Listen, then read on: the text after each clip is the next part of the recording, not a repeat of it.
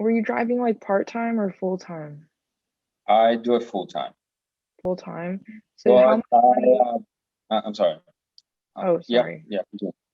I was just gonna ask, how much money do you think a full-time driver could make on average? Like let's say like per hour. Uh, so me personally, I was until I you probably know about the destination glitch that they just fixed the Uber. Before they fixed it, I was making 45 to 50 an hour. It was very consistent.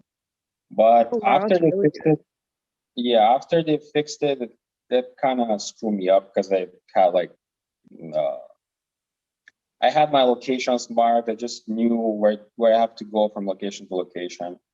But after that, it really screwed me up, and my hourly rate dropped down significantly, probably like 35, 40, because I don't have this ability to choose where I want to go. Yeah. And right now, I think the market is kind of slow, at least here, I guess everywhere. Uh, so yeah, but before before maybe a month or two, I was averaging 45, 50, even more. Even like Okay. I went up to 55, I think, for a few weeks.